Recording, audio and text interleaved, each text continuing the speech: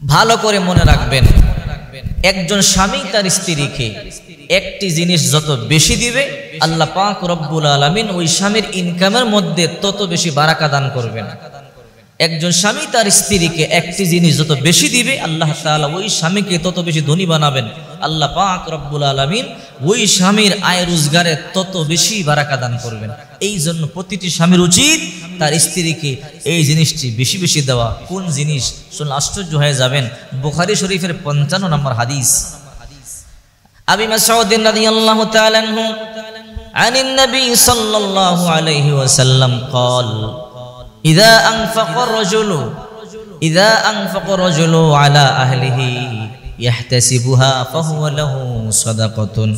হযরত আবু মাসউদ রাদিয়াল্লাহু তাআলা আনহু বলেন, বিশ্বনবী মুহাম্মদ রাসূলুল্লাহ সাল্লাল্লাহু আলাইহি ওয়াসাল্লাম বলেছেন, একজন স্বামী তার পরিবারের জন্য যা খরচ করে তার সদকা অর্থাৎ সদকার সওয়াব আল্লাহ তাআলা তার আমলনামায় দিয়ে দেয়। একজন স্বামী তার পরিবারের জন্য যাই খরচ করে এগুলো আল্লাহ পাক রব্বুল আলামিন সদকার সওয়াব দান করেন, বিফলে যায় না। আপনি দান করলে মানুষকে যে সওয়াব পেতেন, মসজিদে দান করলে যা সওয়াব পেতেন, মাদ্রাসায় দান করলে যে সওয়াব পেতেন, ফকির মিসকিনকে দান করলে যে সওয়াব পেতেন, আপনার স্ত্রীর জন্য খরচ করেছেন, আপনার পরিবারের জন্য খরচ করেছেন, সন্তানদের জন্য খরচ করেছেন, আল্লাহ পাক রব্বুল আলামিন দান করবার চাইতে বেশি সওয়াব দিয়ে দিবে। এই জন্য স্ত্রীকে কোনো কিছু দিতে গিয়ে কিপটামি করবেন না। রাসূল করিম সাল্লাল্লাহু আলাইহি সাল্লাম বলেন, যে ব্যক্তি তার পরিবারের প্রতি তার হাতকে যত বেশি প্রসারিত করবে, আল্লাহ পাক রব্বুল আলামিন তার রিজিক তত বেশি প্রশস্ত করে দেবে। এই জন্য দেখেন না, আজকে স্বামীরা স্ত্রীকে কষ্ট দেয়, এই জন্য সংসারে শান্তি নাই। আবার স্ত্রীরা স্বামীকে কষ্ট দেয়, এই জন্য সংসারে শান্তি নাই। অথচ সাহাবায়ে কেরামদের সংসারে কেমন শান্তি ছিল, টাকা ছিল না কিন্তু শান্তি ছিল। নবীজির পরিবারগুলোতে টাকা ছিল না কিন্তু কেমন শান্তি ছিল, কেমন মুহাব্বত ছিল, ভালোবাসা ছিল। আজকে টাকা আছে, পয়সা আছে, কিন্তু ভালোবাসা নাই। একদিন আল্লাহ রাসূল সাল্লাল্লাহু আলাইহি ওয়াসাল্লাম এবং মা আয়েশা তাহাজ্জুদের সালাত আদায় করার জন্য ঘুম থেকে জাগলো। অথচ আমাদের সমাজে এমন স্বামী স্ত্রী আছে, বছর চলে যায়, যুগ চলে যায়, কিন্তু একটা দিনও তাহাজ্জুদ পড়তে উঠে না। আল্লাহর হাবিব সাল্লাল্লাহু আলাইহি ওয়াসাল্লাম আম্মা জান আয়েশাকে বললেন, আয়েশা চলো তাহাজ্জুদের নামাজ আদায় করি। মা আয়েশা উঠলেন, আল্লাহর হাবিব সাল্লাল্লাহু আলাইহি ওয়াসাল্লাম এবং মা আয়েশা ওযু করবেন। আল্লাহর হাবিব বললেন, হে আয়েশা চলো একটু, যেহেতু সবাই ঘুমায়, মদিনা নির্জন, কেউ দেখবে না, একটু দৌড়াদৌড়ি খেলি। মা আয়েশা বললেন, বিশ্বনবী চলেন। আল্লাহর হাবিব বললেন, আয়েশা দেখো ওই যে মসজিদে নববীর একটা পিলার দেখা যায়, দেখি কে দৌড়িয়ে ধরতে পারে। ঠিক আছে দৌড় দাও। দৌড় দিলেন, দৌড়াইয়া মা আয়েশা চলে গেলেন। আল্লাহর হাবিব সাল্লাল্লাহু আলাইহি ওয়াসাল্লাম হেরে গেলেন। মা আয়েশা খুঁটি ধরে ফেলেছে।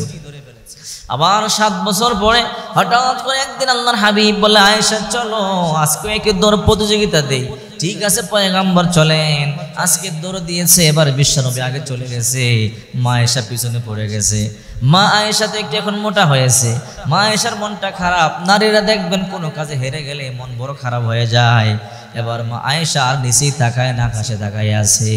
আল্লাহর হাবিব বলেন, আয়েশা শোনো, আকাশে তাকায় কি গো? বলে তারকা গুনি। আল্লাহর হাবিব বলেন, আয়েশা তারকা গুনি তো কখনো কেউ শেষ করতে পারবে না।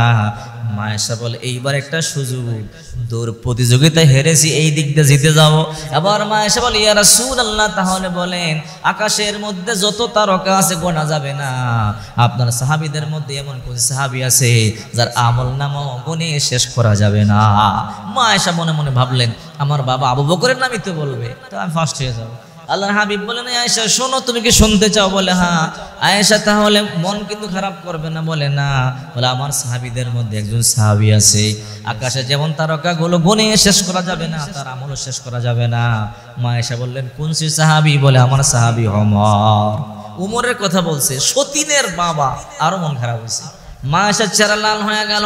আল্লাহর হাবিব সাল্লাল্লাহু আলাইহি সাল্লাম বুঝতে পারলেন, তখন বলেন, আয়েশা ওমরের কথা শুনে তোমার মনটা খারাপ হলো, শোনো আয়েশা, আমার সাহাবীদের মধ্যে এমন আরেকজন সাহাবী আছে যার আমলের এত দাম, তার গোটা জিন্দেগির আমল লাগবে না।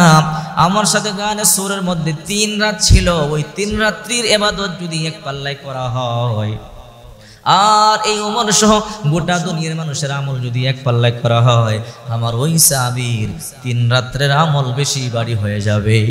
মা আয়েশা তখন বলেন, ইয়া রাসূলুল্লাহ, কে সেই নামটা বলেন?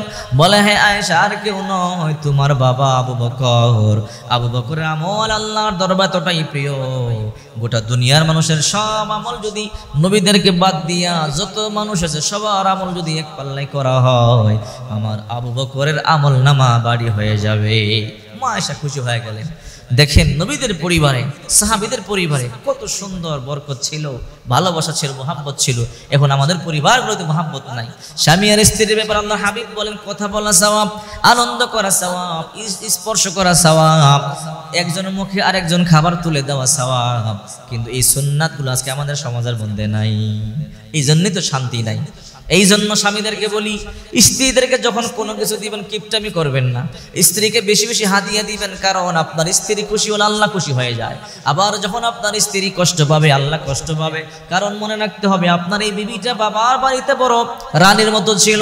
বাবা তার মেয়েকে যখন যা চাইতো তাই কিনে দিত, বাবা কিনে দিত, ভাই কিনে দিত, মা কিনে দিত। কিন্তু আজকে সব ছেড়ে আপনার কাছে এসেছে, আপনি না দিলে আর কে দিবে? আপনার ভালোবাসায়, আপনার মোহাব্বতে মা ছেড়ে, বাবা ছেড়ে, ভাই ছেড়ে, বোন ছেড়ে, গ্রাম ছেড়ে, নিজের সুন্দর বেডরুমটা ছেড়ে আপনার কাছে এসেছে। এখন আপনার স্ত্রীর প্রতি খেয়াল রাখা লাগবে, আপনাকেই আপনার স্ত্রীর প্রতি খেয়াল রাখা লাগবে। এই জন্য আমি আপনাদেরকে বলি, আপনার স্ত্রীর প্রতি হাতকে প্রসারিত করে দেন। বিশ্বনবী বলেন, যে ব্যক্তি তার পরিবারের প্রতি হাতকে প্রসারিত করে দেবে, আল্লাহ তাআলা তার রিজিক প্রশস্ত করে দেবে। আর কিপটামি করবেন, আল্লাহ আপনার উপর কিপটামি করবে। আল বাখিলু বাঈদুম মিনাল্লাহ, বাঈদুম মিনান নাস, বাঈদুম মিনাল জান্নাহ ওয়া করিবুম মিনান নার। বখিল যারা আল্লাহ থেকে দূরে, মানুষ থেকে দূরে, জান্নাত থেকে দূরে, জাহান্নামের কাছাকাছি। আর আস-সাখিয়্যু করিবুম মিনাল্লাহ, করিবুম মিনান নাস, করিবুম মিনাল জান্নাহ ওয়া বাঈদুম মিনান নার। দানকারী যারা আল্লাহর নিকটবর্তী, মানুষের নিকটবর্তী, জান্নাতের নিকটবর্তী, জাহান্নাম থেকে দূরে। এই জন্য রিজিক যদি বাড়াতে চান, প্রশস্ত করতে চান, ধনী হতে চান, তাহলে অবশ্যই আপনার স্ত্রীকে সন্তুষ্ট রাখবেন, আপনার পরিবারের প্রতি হাতকে প্রশস্ত করে দিবেন। আল্লাহ অবশ্যই আপনার রিজিক বৃদ্ধি